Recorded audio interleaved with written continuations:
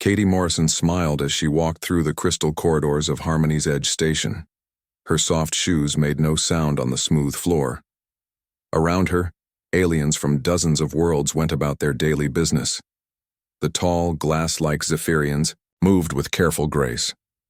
The bug-like Krell clicked and chirped to each other in their musical language. The ethereals floated past like colorful clouds, their gaseous forms shifting and swirling. 3 years. That's how long humans had been, part of the Galactic Federation. 3 years of careful smiles, gentle words, and patient diplomacy. Katie had led the human delegation from the very beginning, and she was proud of how well they had fit in. Ambassador Morrison, came a voice like wind chimes. Katie turned to see Christhea, the Zephyrian representative. Her crystalline body caught the station's lights and threw tiny rainbows on the walls. I wanted to thank you again for your people's help with the mining dispute on Kepler 442b. Katie's smile never wavered. We were happy to help. Finding peaceful solutions is what we do best. Christhea's crystal face somehow managed to look pleased. That's what I find so wonderful about your species. You have such a calm approach to conflict, so different from the warlike races we've encountered before. We learned long ago that violence rarely solves anything, Katie replied smoothly. It wasn't exactly a lie. Humans had learned that lesson. They just learned it by being very, very good at violence first. The conversation was interrupted by the soft chime of Katie's communicator. She excused herself and tapped the device. Morrison here. Ambassador, this is Captain Bennett on the New Dawn. We've received a distress call from a Krell merchant vessel, pirates. They're requesting immediate assistance. Katie's expression didn't change, but something flickered behind her eyes for just a moment. Understood, Captain. Standard diplomatic response protocols. Copy that, Ambassador. We'll handle this carefully. Katie ended the call and turned back to Christhea, who had overheard the conversation. Pirates? The alien asked, her crystalline features showing concern. How terrible. I suppose you'll need to contact the Federation security forces. Actually, our ship is the closest vessel. Captain Bennett will provide assistance until the authorities arrive. Christhea looked puzzled. But surely your exploration ship isn't equipped for such dangerous work. Katie's smile became just a little strained. The New Dawn has adequate defensive capabilities. We'll be fine. Meanwhile, aboard the human vessel New Dawn, Captain Luke Bennett stood on the bridge watching the tactical display. The ship around him hummed with quiet efficiency. His crew moved with practiced ease, each person knowing exactly what to do without being told. Report, Bennett said quietly. Navigator Amy Rogers looked up from her console. Krell merchant vessel Golden Wing is under attack by 3 pirate ships, Raider-class vessels, probably Orion Syndicate. The merchant ship's shields are failing. Engineer Chris Parker spoke from the engineering station. All systems green, Captain. Weapons powered but not armed. We're maintaining our cover as an exploration vessel. Bennett nodded. For 3 years they had played this part perfectly. The New Dawn looked like a peaceful research ship to anyone who scanned it. The aliens had no idea that every human vessel was built for war, even the ones that carried diplomats and scientists. Time to intercept? 4 minutes at current speed, Amy replied. Bennett watched the display. The Krell ship was taking heavy damage. Soon it would be too late to save anyone aboard. His hands clenched behind his back. Every instinct in his body screamed at him to move faster, to strike hard, to eliminate the threat with maximum efficiency. But he had his orders. Maintain the facade. Keep the peace. Don't let the galaxy see what humans really were underneath all the smiles and diplomatic words. Captain, came a voice from the communications station. Lieutenant Jake Collins looked tense. The Golden Wing is asking why we're not moving faster. They're dying over there, sir. Something cold settled in Bennett's chest.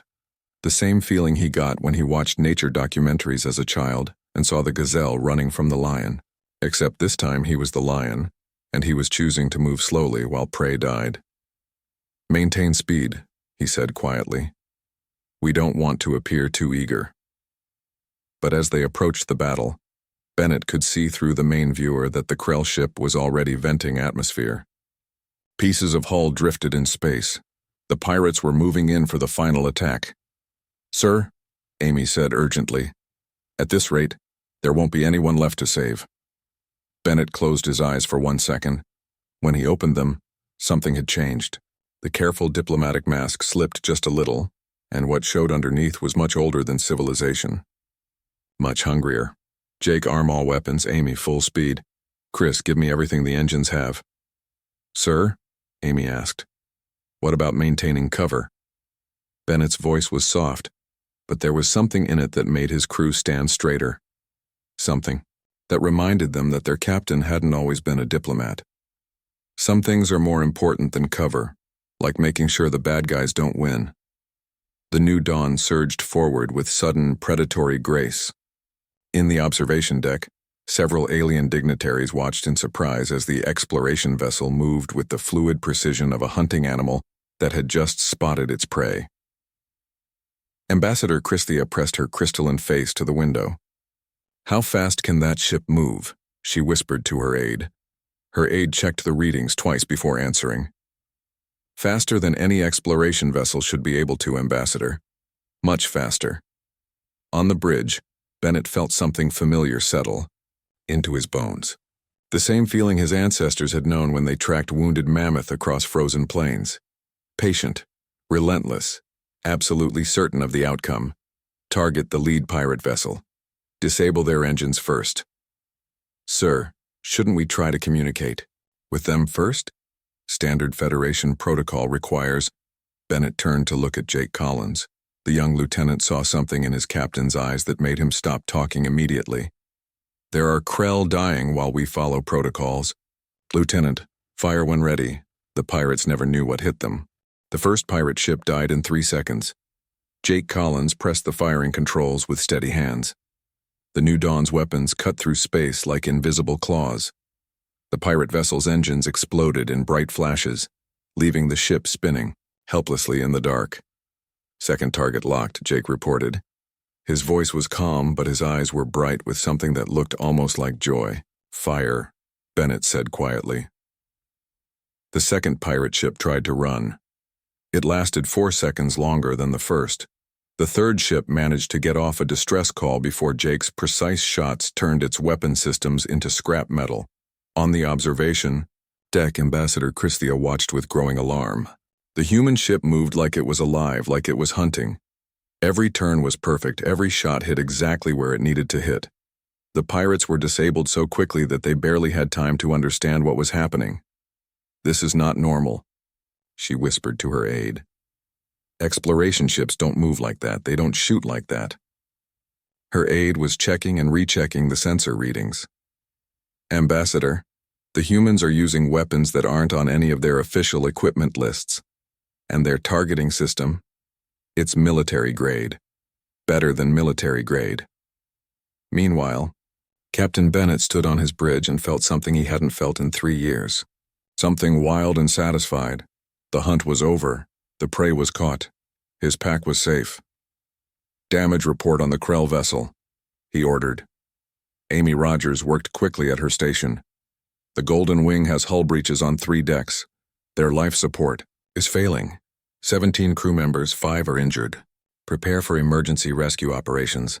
Chris, get me a tractor beam on that ship. Jake, keep those pirate vessels locked down. If any of them so much as twitch, disable them completely."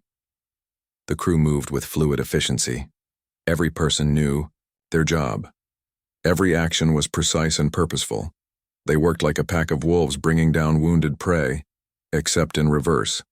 Instead of killing, they were saving. But the aliens watching didn't see the saving part. They saw the hunting. Part Dr. Lisa Wade arrived on the bridge just as the rescue operation began. She was the ship's xenobiologist, a small woman with kind eyes and a gentle voice. But as she watched the tactical display, those kind eyes grew sharp and focused. "Pirates?" she asked Bennett. 3 ships. Orion Syndicate, probably. We disabled them." Lisa nodded and moved to the science station. Her fingers flew over the controls with the same deadly precision that Jake had shown at weapons. Within minutes, she had analyzed the pirate ships, their crew, their weapons, and their probable next targets. "These aren't random pirates," she told Bennett. "They've been hitting Krell ships specifically.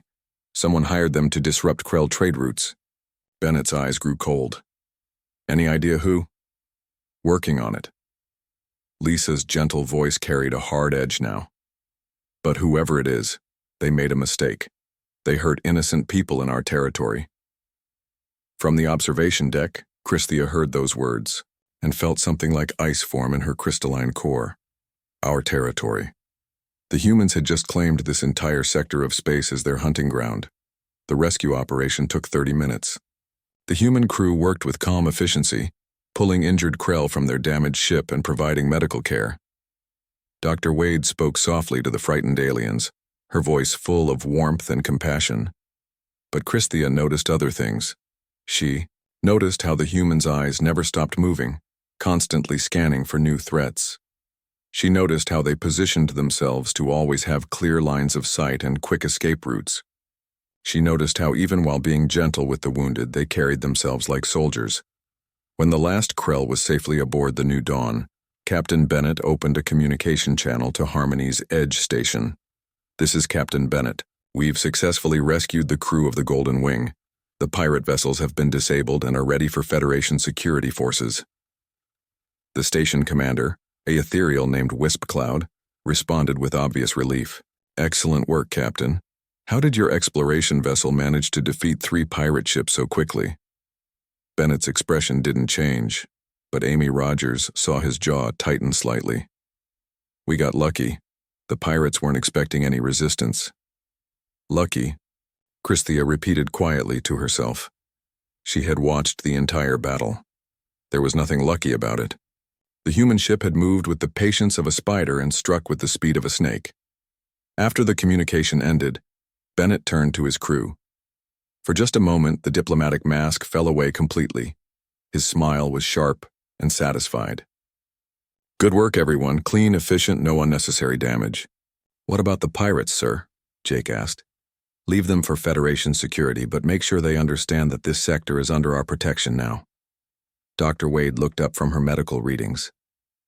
"Captain, I'm getting some interesting data from our guests. The Krell crew is showing stress responses that don't match their injuries, meaning they're not just afraid of the pirates, they're afraid of us."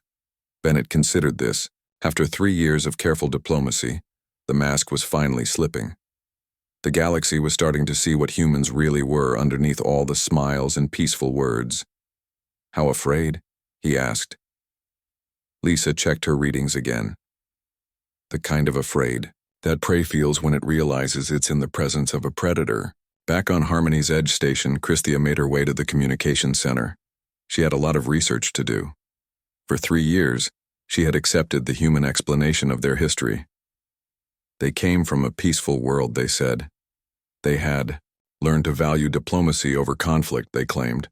They were explorers and scientists, not warriors. But warriors didn't learn to shoot like that by accident. Hunters didn't develop that kind of patience through peaceful exploration.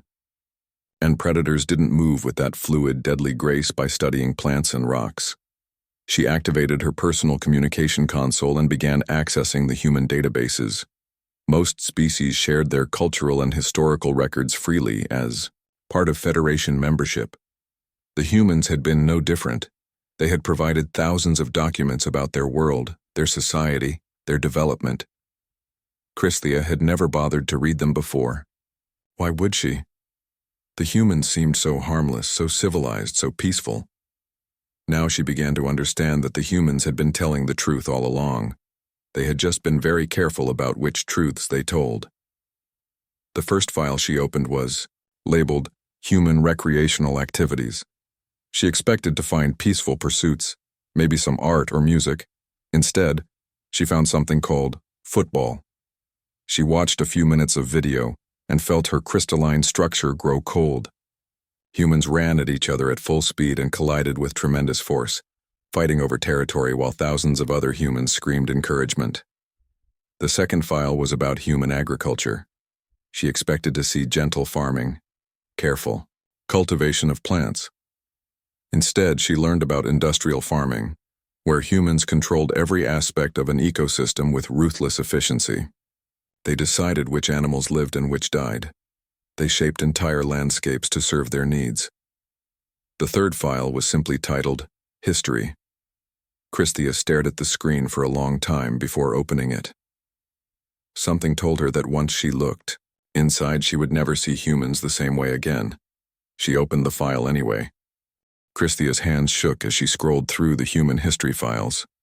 The screen showed images that made her crystal body feel cold and brittle. Humans with weapons. Humans hunting massive creatures with nothing but sharp sticks. Humans chasing other animals across vast distances until their prey collapsed from exhaustion. She had been reading for 6 hours straight. Every file made things worse. The humans called it persistence hunting. They would pick a target and follow it for days, sometimes weeks. They didn't need to be faster or stronger. They just needed to be more stubborn, more patient, more willing, to keep going when everything else gave up. Impossible, she whispered to herself. But the evidence was right there on the screen. Videos of humans running for hours without stopping. Records of hunts that lasted for days. Stories of humans who tracked wounded animals across continents. A soft chime announced an incoming message. Christia looked up to see investigator Zhiktar's image on her communication screen. The Krell's insect-like features looked troubled. Ambassador Christia, he clicked in his musical language. I need to speak with you about the humans. I was just thinking the same thing, she replied. What have you found? I've been investigating their colony on New Terra. The things I discovered, they're not what we thought they were. Christia felt a chill run through her crystalline structure. What do you mean? Can you meet me in conference room 7? And bring Wispamind if you can find them. We need to discuss this as a group. 20 minutes later, the 3 alien representatives sat around a small table. Investigator Zhiktar spread holographic displays in the air between them. The images showed human settlements from above. Look at this, Zhiktar said, pointing to the first image. This is their main colony on New Terra. Notice anything unusual? Christia studied the display. The human settlement was laid out in perfect, geometric patterns. Every building was positioned for maximum efficiency. Roads formed a grid that allowed for quick movement in any direction. It looks very organized. Too organized, Wispamind said, their gaseous form shifting with agitation. This isn't a peaceful colony layout. This is a military installation, disguised as a farming community. Zhiktar brought up another image. Now look at this. They're agricultural zones. The farms stretched for hundreds of miles in every direction, but they weren't the mixed, natural-looking farms that other species created. These were vast monocultures, single crops planted in enormous fields with mathematical precision. They've completely changed the ecosystem, Zhiktar explained. Every native plant has been removed or controlled. Every native animal has been either eliminated or turned into livestock. In 3 years, they've turned an entire continent into their personal food production facility. Christia felt sick. Surely that's just efficient farming. Is it? Wispamind asked. Their voice carried a strange resonance that made the other two uncomfortable. I've been analyzing their terraforming techniques. They don't adapt to new worlds. They change the worlds to suit them. They remake entire planets in the image of their homeworld. Zhiktar activated another display. This one showed population numbers and growth rates. Look at their expansion rate. In 3 years, they've established colonies on 47 worlds. They're reproducing and spreading faster than any species we've ever encountered. And they're all connected, Wispamind added. Every human colony has the same layout, the same agricultural systems, the same defensive positions. It's like they're building a network of military bases across the galaxy. Christia's mind raced. But they've been so peaceful, so diplomatic. Ambassador Morrison has been nothing but helpful and kind. Have you ever seen a human eat? Zhiktar asked quietly. The question seemed strange, but Christia thought about it. Well, no. They always eat separately from us. They say it's because of dietary differences. I managed to observe one of their meals, Jiktar said. They don't just eat plants like most peaceful species. They eat other animals. Dead animals that they've killed specifically for food. Many species are omnivores, Christhia protested weakly. Not like this, Jiktar insisted. They've turned eating into an art form. They have hundreds of ways to kill and prepare other creatures for consumption, and they enjoy it. They gather in groups to watch someone cook and eat dead animals. They call it entertainment. Wisp mind pulsed with nervous energy. I've been monitoring their communications, the words they use when they think no one is listening. They don't call their colonies settlements. They call them footholds. They don't talk about expansion. They talk about territorial acquisition. There's more, Jiktar said grimly. He activated a new display showing detailed scans of human physiology. Look at their body structure. Forward-facing eyes for depth perception and tracking prey. Sharp teeth for tearing meat. Opposable thumbs for gripping weapons. And their brains. The brain scan made Christhia gasp. The human brain was enormous compared to their body size, but certain areas were especially developed. The parts that controlled planning, strategy, and pattern recognition were massive. They're built for hunting, Jiktar continued. Every part of their anatomy is designed for tracking, catching, and killing other creatures. But more than that, they're built for hunting in groups, pack hunters, cooperative killers. But they've been so friendly, Christhia said desperately. So helpful. They've solved 3 trade disputes and helped establish the new mining agreements on Kepler 442b. Have they solved disputes? Wispmind asked. Or have they eliminated competition? The question hung in the air like a poison cloud. Christhia thought back to the trade disputes. In each case, the humans had suggested solutions that seemed fair to everyone. But now she realized that every solution had somehow benefited human interests. Every agreement had given humans access to new resources or new territory. They've been playing us, she whispered. For 3 years, Jiktar confirmed. Every smile, every friendly gesture, every helpful suggestion. They've been studying us, learning our weaknesses, mapping our trade routes, cataloging our military capabilities. Christhia thought about her conversations with Ambassador Morrison. The human woman had always been so interested in Zephyrian culture, so curious about their technology and their homeworld's defenses. She had called it cultural exchange. Now it seemed more like intelligence gathering. What do we do? Christhia asked. We need more evidence, Jiktar said. And we need to be very careful. If the humans realize we're investigating them, what could they do? Christhia asked. There are billions of us and only millions of them. Jiktar's insect eyes fixed on her with something like pity. Ambassador, I've been studying their history for weeks. Do you know what humans do when they feel threatened? Christhia shook her head. They don't run, they don't hide, they don't try to negotiate. What do? They eliminate the threat. Completely. Permanently. And they're very, very good at it. Jiktar brought up one final display. It showed a timeline of human history, marked with red dots. There were thousands of red dots. Each dot represents a species that went extinct on their homeworld, he explained. Some died from natural causes, some died from climate change, but most died because humans decided they were either food, competition, or threats. Christhia stared at the display, in horror. How many species lived on their world originally? We estimate about 8 million. How many are left? Jiktar's voice was barely a whisper. The ones humans decided to keep. In the silence that followed, all 3 aliens came to the same terrible realization. They weren't dealing with a peaceful species that had learned to value diplomacy. They were dealing with the most successful predators in galactic history, and those predators had been pretending to be harmless for 3 years while they studied their new hunting ground. The galaxy was full of prey species who had no idea what was living among them.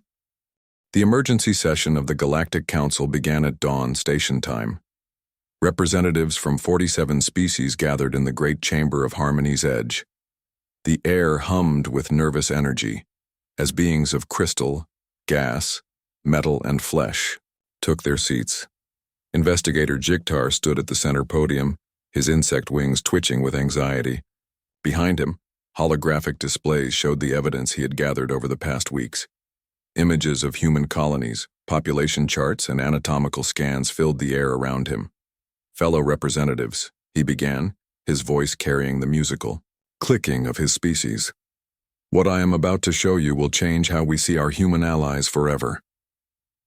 In the human section of the gallery, Ambassador Katie Morrison sat perfectly still. Her hands were folded in her lap, her face calm and pleasant, but her eyes were sharp, taking in every detail of the chamber. She counted exits, noted the positions of security personnel, and calculated response times. Old habits.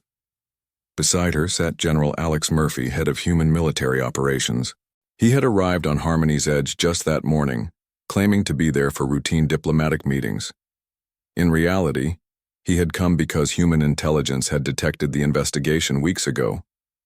"The humans have not been honest with us," Jigtar continued. "For 3 years they have presented themselves as peaceful explorers and scientists, but the evidence shows something very different." The first display showed human colony layouts, perfect geometric patterns, defensive positions, and strategic resource placement. The alien representatives murmured among themselves as they realized what they were seeing. "These are not civilian settlements," Jigtar explained. "These are military installations designed to control entire star systems." General Murphy leaned forward slightly. His weathered face showed no emotion, but Ambassador Morrison caught the subtle tension in his shoulders. They both knew this moment would come eventually. The question was how to handle it. "Furthermore," Jigtar continued, "human expansion has been systematic and calculated. They have established footholds on worlds that control major trade routes, resource deposits, and strategic positions throughout our galaxy." The second display showed human population growth and spread. Red dots marked human colonies, connected by lines that formed a web across known space. The pattern was unmistakable. Humans had been claiming territory with military precision. But, most disturbing of all, Jigtar said, his voice dropping to barely above a whisper, "is what we've learned about human biology and psychology." The third display showed human anatomy. The forward-facing eyes, the opposable thumbs, the enlarged brain regions associated with hunting and strategic thinking. Gasps echoed through the chamber as representatives realized they were looking at the anatomy of a perfect predator. "Humans are not explorers," Jigtar concluded. "They are apex predators who have been studying us for 3 years, learning our weaknesses while we believed they were our friends." The chamber erupted in chaos. Representatives began talking all at once, their voices mixing in a cacophony of fear and anger. Some demanded immediate action. Others called for evacuation of human-controlled worlds. A few suggested military intervention. Through it all, Ambassador Morrison sat quietly, her pleasant smile never wavering.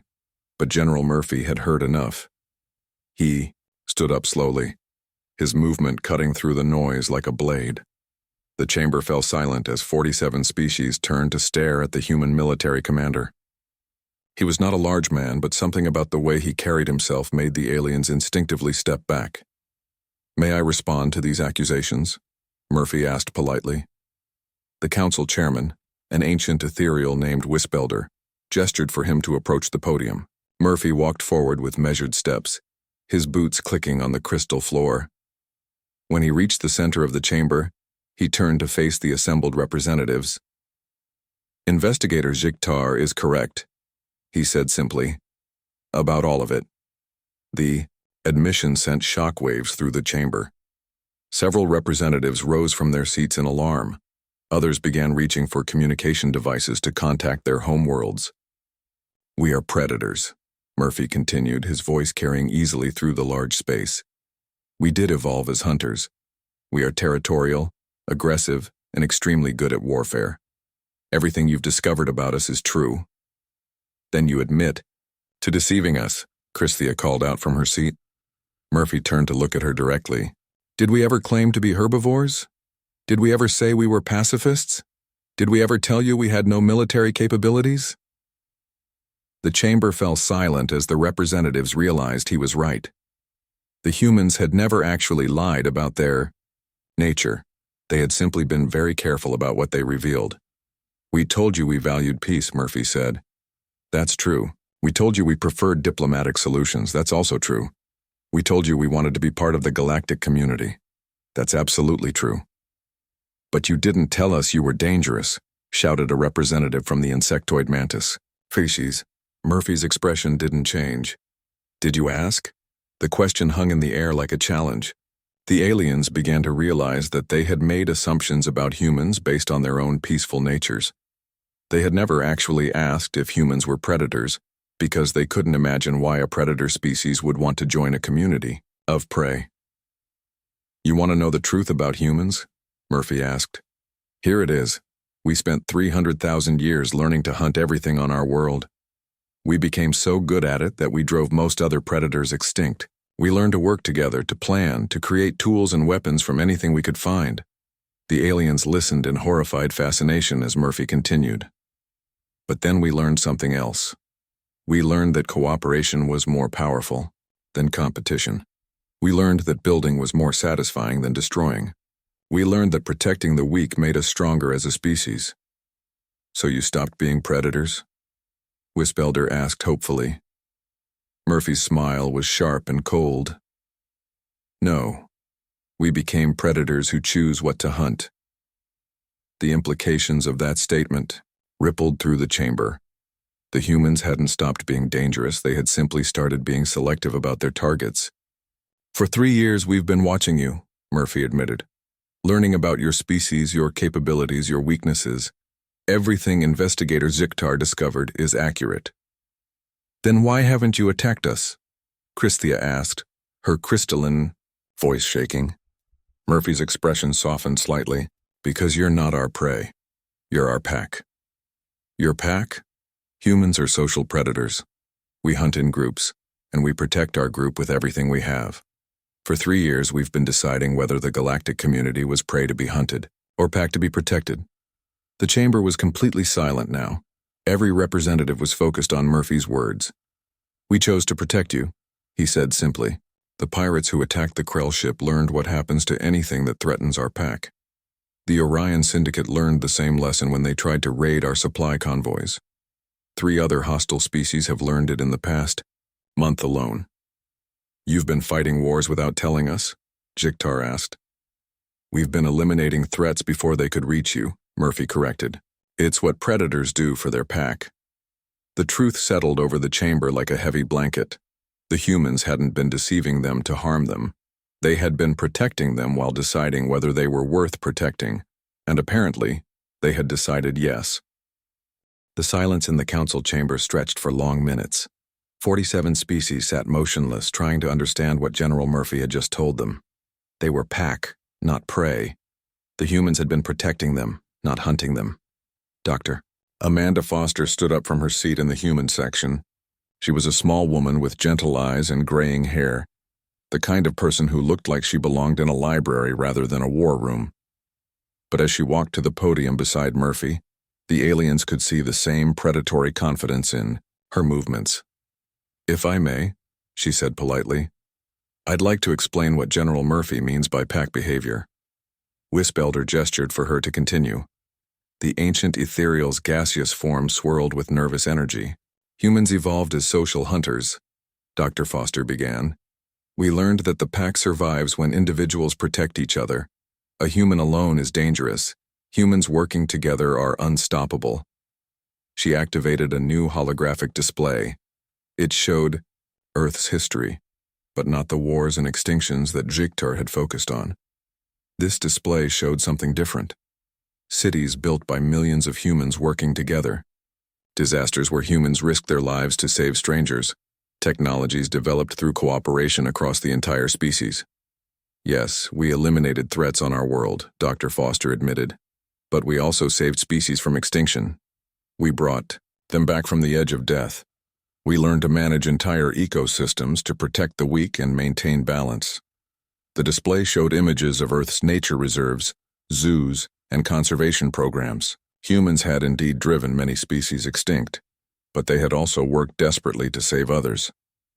When we first met the galactic community, Dr. Foster continued, we had to make a choice. Were you threats to be eliminated, competitors to be defeated, or pack members to be protected? Christia found her voice. How did you decide? Dr. Foster smiled, and for the first time the aliens saw genuine warmth instead of diplomatic politeness. We watched how you treated your weak. We saw Zephyrians sharing resources with struggling colonies. We saw Krell protecting their young even when it put adults at risk. We saw ethereals sacrificing their own energy to help sick hive minds recover. That mattered to you? Asked a representative from the aquatic depth species. It mattered everything, Dr. Foster replied. Predators who protect their pack don't just care about strength. They care about loyalty, sacrifice, and cooperation. You showed us that the galaxy was full of beings worth protecting. General Murphy stepped forward again. So we made our choice. We would pretend to be harmless while we learned how to protect you properly. Pretend? Jiktar asked. The diplomatic smiles, the careful words, the peaceful image, Murphy explained. We needed time to study potential threats without alarming you. We needed to understand your technologies, your trade routes, your weaknesses. Not to exploit them, but to defend them. Commander Paul Martinez had been quiet until now, but he stood and joined the other humans at the podium.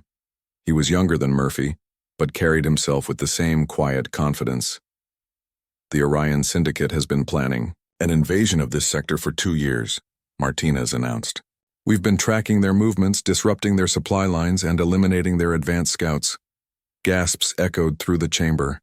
The Orion Syndicate was one of the most feared pirate organizations in the galaxy. The Void Hunters have been building a fleet to raid ethereal colonies, Martinez continued. We destroyed their shipyards last month. They still don't know what hit them. The Plague Masters were developing a biological weapon designed to target Krell immune systems, Dr. Foster added. We intercepted their research and eliminated their entire operation 3 weeks ago. The alien representatives stared in shock. 3 major threats to galactic security had been neutralized without anyone even knowing they existed. You've been fighting a war, Wispelder said slowly, and we never knew.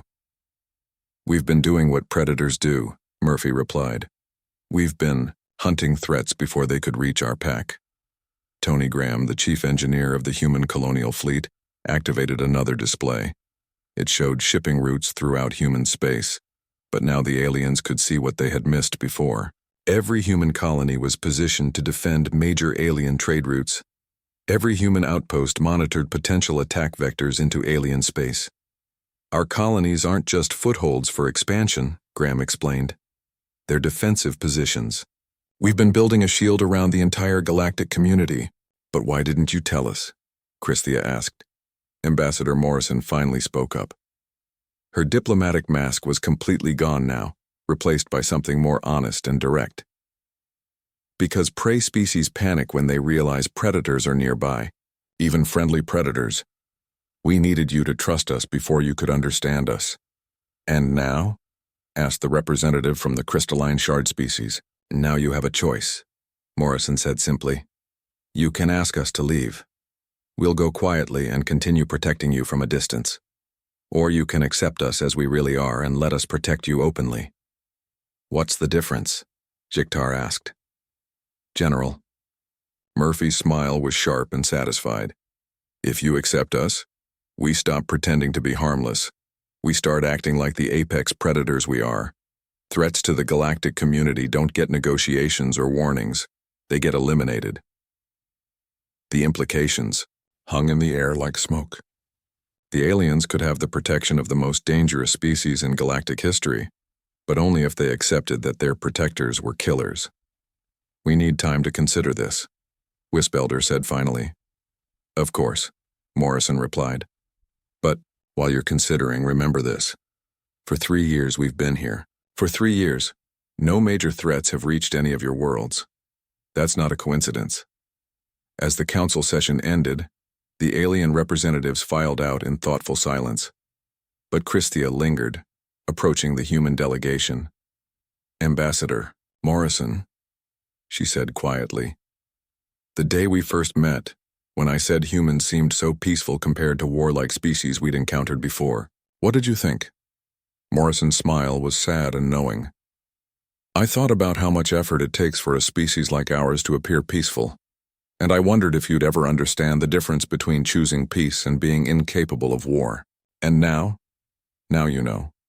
We choose peace because we're very, very good at war. And we choose to protect you because you're worth protecting." As Christhia walked away, she realized that everything had changed and nothing had changed. The humans were still diplomatic, still helpful, still working for galactic peace. The only difference was that now everyone knew the truth. Behind every human smile was the patient focus of an apex predator. Behind every diplomatic courtesy was the calculated assessment of a natural-born hunter, but those predators had chosen to hunt threats instead of friends. And that, Christhia realized, made all the difference in the galaxy. The next morning, the Galactic Council voted unanimously to accept humanity's protection. After all, it was better to have apex predators as allies than to face the galaxy's dangers without them. The age of pretending was over. The age of honest partnership had begun,